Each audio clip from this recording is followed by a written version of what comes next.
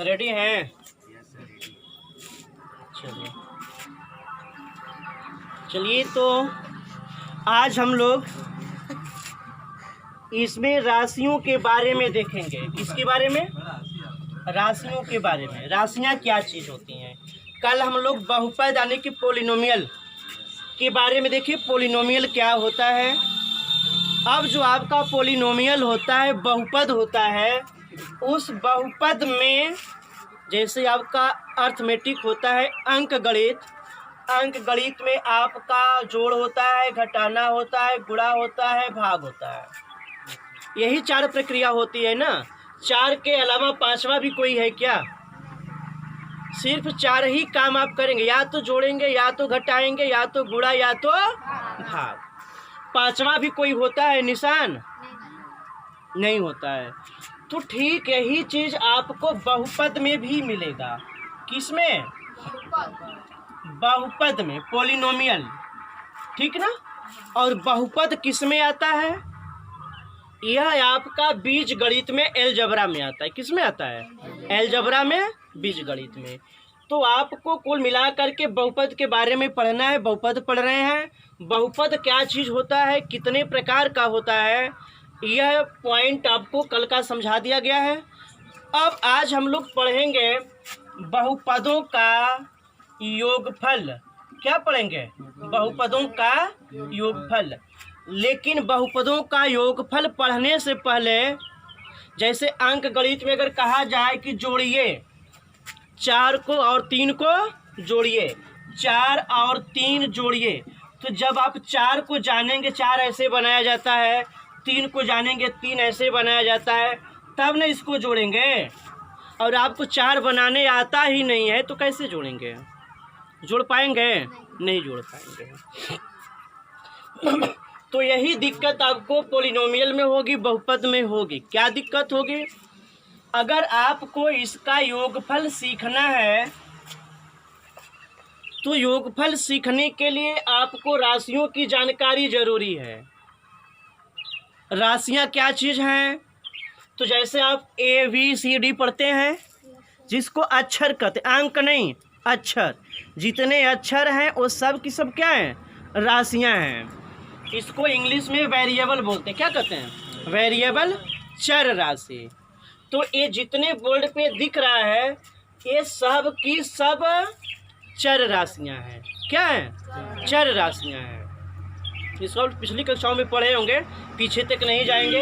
इन चर राशियों को हम 2 कैटेगरी में डिवाइड करेंगे। क्यों? क्योंकि हमको योगफल सीखना है। अगर 2 कैटेगरी में नहीं डिवाइड करेंगे, अलग अलग नहीं पहचानेंगे, तो हम न योगफल सीख पाएंगे और न ही बहुपद का हम घटाना सीख पाएंगे। गुणा भाग तो सीख लेंगे, लेकिन जोड़ और घटाना, योगफल और घटाना किसी कीमत पे नहीं सीख पाएंगे। उसको सीखने के लिए जो आपकी चर राशियां हैं, चर राशियां, इन चर राशियों को हम 2 कैटेगरी में डिवाइड कर दिए हैं। पहले है सजाती राशियां और दूसरा है विजाती राशियां। देख रहे हैं? यह सजाती राशि क्या है, विजाती राशि क्या है, आपको बस यही पहचानना है।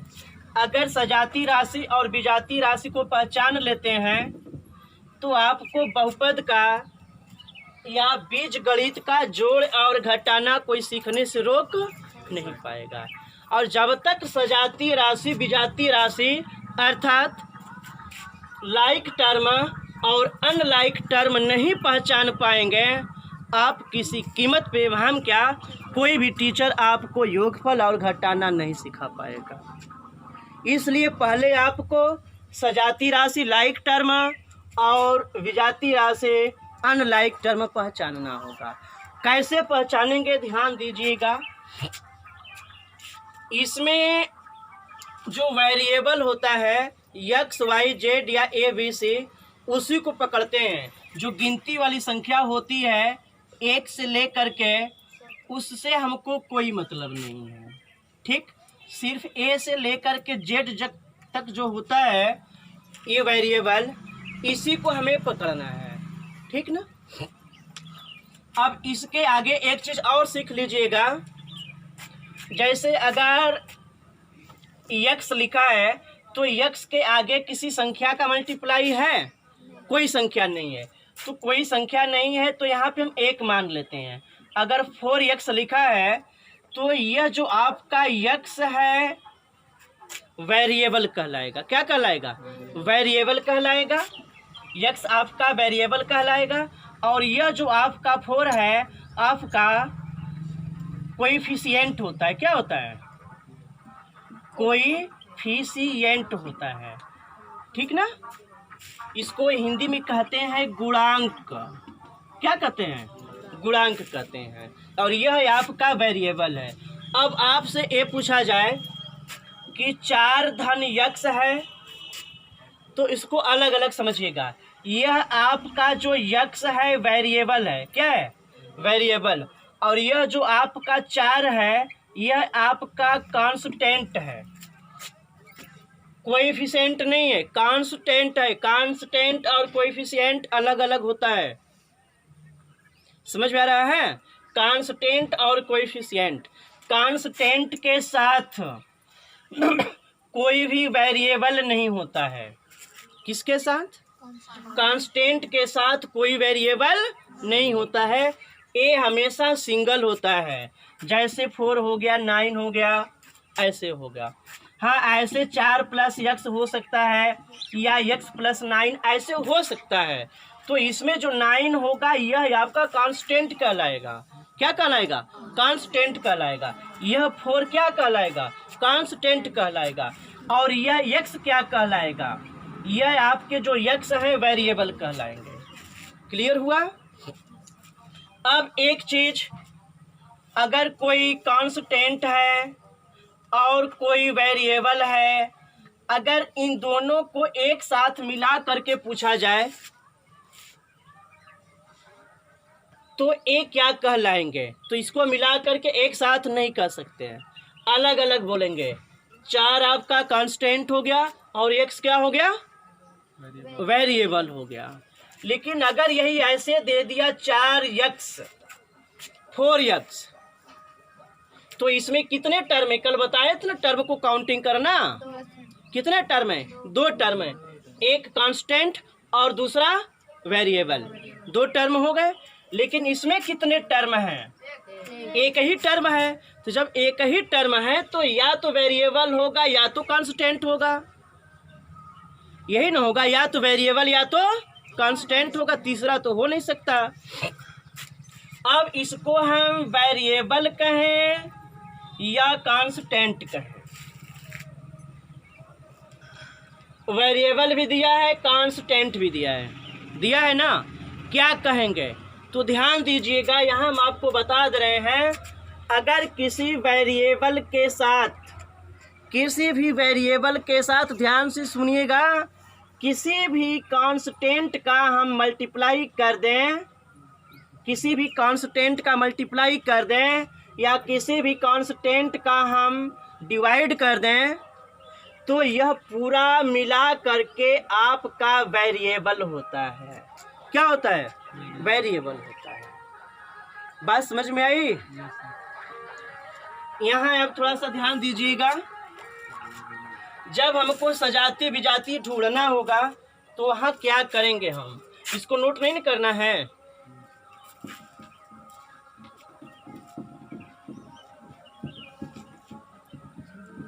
देखते हैं आप लोगों को जोड़ घटाना कैसे नहीं आता है। चलिए देखिए, इसमें ध्यान दीजिएगा, एक चीज जो बता रहे थे यहाँ पे, अगर लिखा है 6x² तो एक क्या है? वेरिएबल है कि कांस्टेंट है? तो ये हमारा वेरिएबल है। वेरिएबल के साथ किसी भी संख्या का मल्टीप्लाई होगा, डिवाइड होगा, तो वह पूरा मिला करके क्या कहलाएगा? वेरिएबल कहलाएगा। अब इस वेरिएबल में जो यह 6 है यह आपका कोएफिशिएंट कहलाता है। क्या कहलाता है? कोएफिशिएंट कहलाता है, गुणांक। ठीक ना? तो यहाँ जब हम सजाती चेक करेंगे तो कोएफिशिएंट से हमको मतलब नहीं है। जितना कोएफिशिएंट होगा, गुणांक होगा, उससे हमको मतलब नहीं है। यहाँ देखिएगा यह 6xy है ना। इसमें जो कोएफिशिएंट 6 है इसको आप पकड़ लीजिए। क्या बच गया? एक्स वाई बच रहा है। देखिए कहीं एक्स वाई और है क्या? एक्स वाई कहीं दिख रहा है? एक्स वाई यहाँ पर है ना। और एक्स वाई कहाँ है? एक्स वाई यहाँ पर है। और एक्स वाई कहाँ है? ढूंढिए, कहीं दिख रहा है? यहाँ पे वाई जेड है, एक्स वाई नहीं है। यहाँ पे आपका एक्स वाई है लेकिन स्क्वायर है। क्या है? स्क्वायर है। तो इसको हम नहीं कहेंगे। ये जो दोनों हैं आपस में सजाती कहलाएंगे। ये दोनों क्या है? लाइक टर्म है।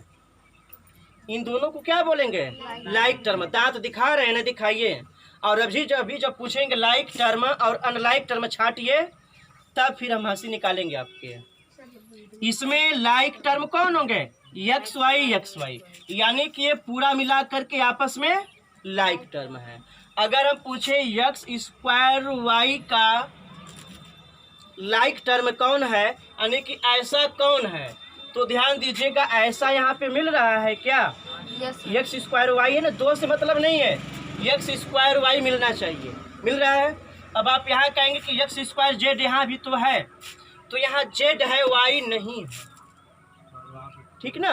जेड है, इसको हम इसके साथ नहीं पकड़ेंगे। तो यहाँ एक ए हो गया, एक ए हो गया।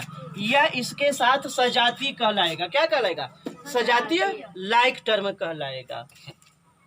एक्स स्क्वायर है तो एक्स स्क्वायर और कहीं ढूंढिए। यहाँ एक्स स्क्वायर है, एक्स स्क्वायर मिल रहा है ना। यह एक्स स्क्वायर इसका लाइक टर्म है। और कहीं ढूंढिए, एक्स स्क्वायर दिया है, एक्स स्क्वायर यहाँ दिया हुआ है, एक्स स्क्वायर दिया है, यह भी लाइक टर्म है। यहाँ भी एक्स स्क्वायर है, यहाँ भी एक्स स्क्वायर है। और कोई एक्स स्क्वायर है? नहीं है। तो जितने एक्स स्क्वायर हैं ये आपस में लाइक टर्म है। क्या है? लाइक टर्म है।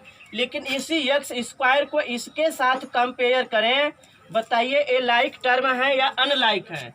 तो इसको हम अनलाइक कहेंगे। क्या कहेंगे? अनलाइक टर्म कहेंगे। और अनलाइक टर्म आपस में कभी भी न जुटते हैं न घटते हैं।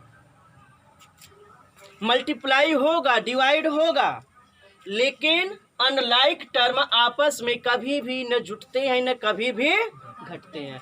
सिर्फ लाइक टर्म जुटते हैं और घटते हैं। वाई स्क्वायर जेड आप यहाँ देख रहे हैं, इसका लाइक टर्म कौन है? कहीं वाई स्क्वायर जेड दिख रहा है? वाई स्क्वायर जेड यहाँ है ना। तो यहाँ भी एक, यहाँ भी है, यह हो गया और ए हो गया। और कहीं वाई स्क्वायर जेड है? नहीं है। होगा कहीं ढूंढ लीजिएगा, ठीक ना। तो ये जो आपस में वाई स्क्वायर जेड है, इसमें यह कोएफिशिएंट 3 है और इसमें 9 है। तो हमको 9 और 3 से कोई मतलब नहीं है, सिर्फ वाई स्क्वायर जेड पकड़ना है। वाई स्क्वायर जेड मिल रहा है, ये आपस में लाइक टर्म कहलाएंगे। क्लियर हो गया। अगर हम ये कहें कि ये दोनों आपस में क्या कहलाएंगे, तो ये दोनों आपस में अनलाइक कहलाएंगे। क्या कहलाएंगे? अनलाइक कहलाएंगे। यह एक्स वाई है और यह वाई स्क्वायर जेड। क्लियर हो रहा है। तो लाइक और अनलाइक समझ में आ रहा है। यहाँ एक्स स्क्वायर वाई यहाँ मिल रहा है ना, ये क्या होंगे? आपके लाइक टर्म है। अगर ये पूछा जाए वाई क्यूब का कोई लाइक टर्म है क्या? सजातीय कहीं है? तो यहाँ देखिए वाई क्यूब है ना, यहाँ वाई क्यूब हमको मिल रहा है। इस दो से हमें कोई मतलब नहीं है, ठीक ना। तो ये आपस में लाइक टर्म कहलाएंगे। क्या कहलाएंगे? लाइक टर्म कहलाएंगे। लेकिन अब हम ये कहें कि यह इसके साथ क्या कहलाएगा, ये दोनों आपस में क्या है, तो ये दोनों आपस में अनलाइक है। क्या है? अनलाइक है। तो लाइक और अनलाइक तो बात समझ में आ गई होगी। इधर देखिए एक्स क्यूब वाई दिया हुआ है, एक्स क्यूब वाई कहीं दिया है? यक्स क्यूब वाई कहीं दिख रहा है? नहीं दिख रहा है। इसमें कोई किसी का सजाती नहीं है, किसी का जोड़ा नहीं मिल रहा है।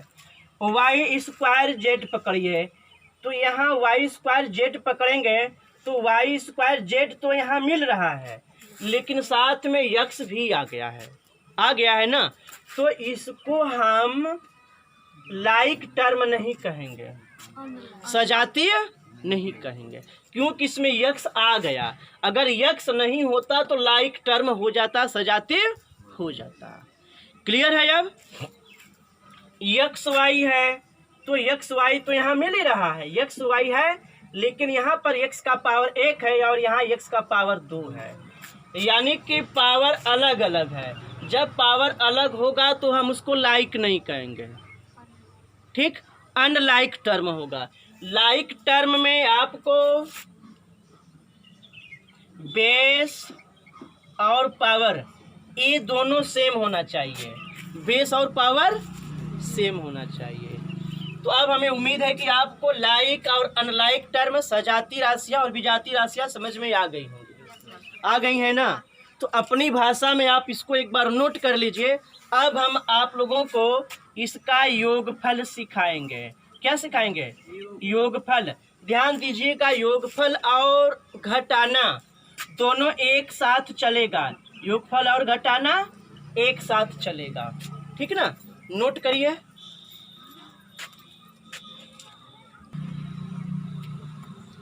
चलिए आइए एक एग्जाम्पल देखते हैं। पहले आपको यहाँ नोट में कुछ लिखा हुआ मिल रहा है, नोट में देख रहे हैं क्या है? क्या लिखा है?